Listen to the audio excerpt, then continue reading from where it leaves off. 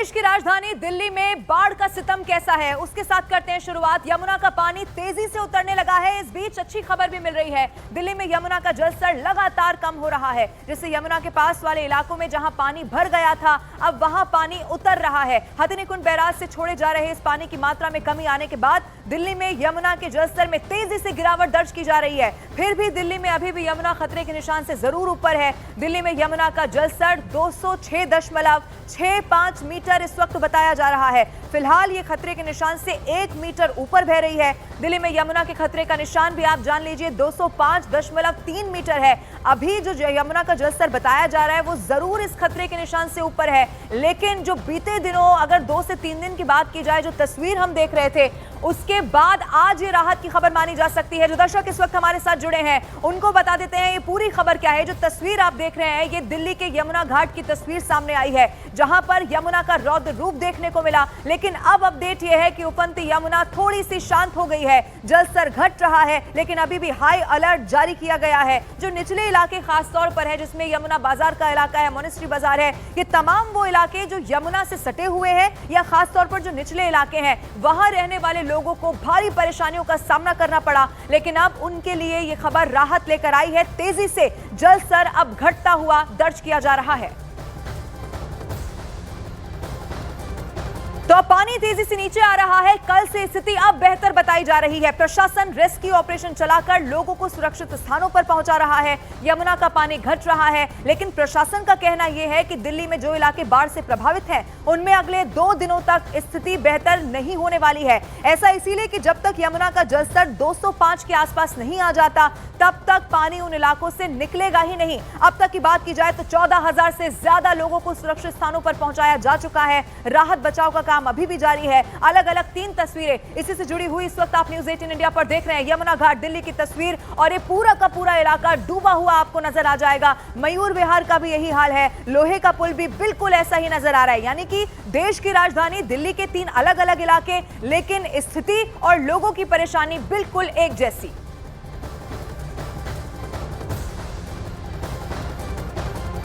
तो सिर्फ देश की राजधानी दिल्ली में ही नहीं बल्कि जो आसपास के इलाके हैं वहां पर भी यमुना का रौद्र रूप देखने को मिला है। अब दिल्ली से ही सटे हुए नोएडा की बात करते हैं। नोएडा में भी यमुना नदी में बाढ़ का असर बिल्कुल साफ देखा जा सकता है। यमुना नदी के बढ़े हुए जलस्तर से नोएडा के कई इलाके ऐसे हैं जो इस वक्त डूब चुके हैं। लोगों का पलायन हुआ है। कई लोग राहत शिविरों में भी पनाह लेने के लिए चले गए हैं। प्रशासन ने ये बंदोबस्त किए हैं कि वो लोग जिनके घरों में पानी घुस गया, जो अपने घरों में अब नहीं रह सकते, वो राहत शिविरों में चले जाएं। लेकिन ये तस्वीर जरा आप देखिए उत्तर प्रदेश के नोएडा का क्या हाल है। यमुना किनारे के जो इलाके हैं वो डूब चुके हैं। बाढ़ से हालात बहुत ज्यादा मुश्किल है। ये सब कुछ इसीलिए हुआ क्योंकि यमुना ने अपना रौद्र रूप दिखाया। और आपको तस्वीर देखकर लगेगा कि यमुना अपना दायरा बढ़ाकर दिल्ली के तमाम इलाके, नोएडा के तमाम इलाकों में आ गई है, और ऐसा ही होता हुआ नजर आया। अब आपको बता दें कि यमुना का जलस्तर घट जरूर रहा है। ये तस्वीरें आप देखिए, ये फार्म हाउस हो, बड़े बड़े मकान हो या निचले इलाके हो, सब कुछ एक बार के लिए ऐसा लगेगा कि जमींदोज होता हुआ नजर आए। जो लोग चल रहे हैं, अब आप जरा इनकी परेशानी को समझिए। लगभग कमर तक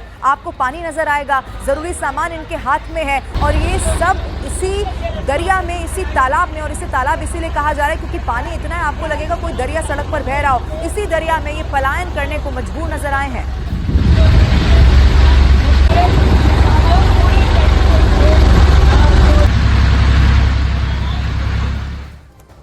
उत्तर प्रदेश के मुरादाबाद की अगर बात करें तो रामगंगा नदी यहां पर पूरी तरह से उफान पर नजर आ रही है। रामगंगा नदी का उफान मुरादाबाद के लिए भयंकर तबाही लेकर आया है। लगातार बारिश के चलते नदी का जलस्तर तेजी से बढ़ गया और इसी की वजह से निचले इलाकों में पानी घुस आया है।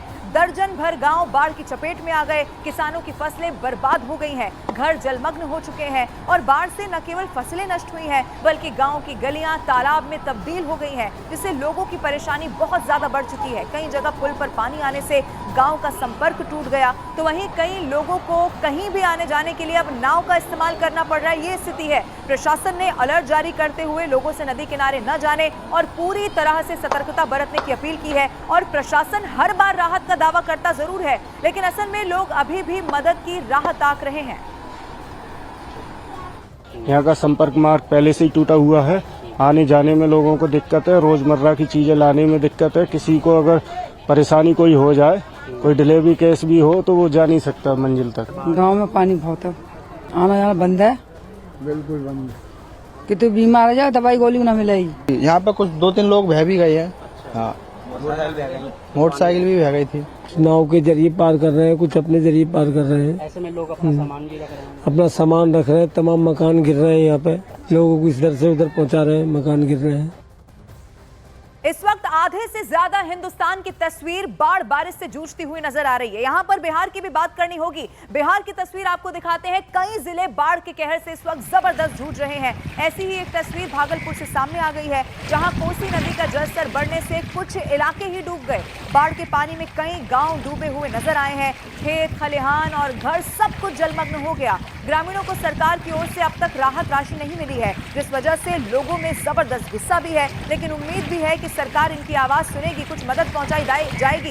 ये तस्वीरें आप देखिए, प्रचंड वेग पानी का आपको इसमें नजर आ रहा होगा। ये घर हैं, लोगों के मकान हैं, आशियाने उनके हैं, जिनको अब उन्हें छोड़ना पड़ रहा है। आप देखिए, पाई पाई जोड़कर जिस घर को बनाया, लोग वहीं से अब पलायन करने को मजबूर हो गए, क्योंकि या तो वो पानी में जलमग्न हो जाएगा, लोगों की जान पर बनाएगा, या फिर लोगों को ये जगह छोड़ देनी होगी। कोसी नदी का एक कहर है, बाढ़ में डूबे हुए कई गांव हैं और खास तौर पर शहरी इलाकों से अब संपर्क टूट गया है।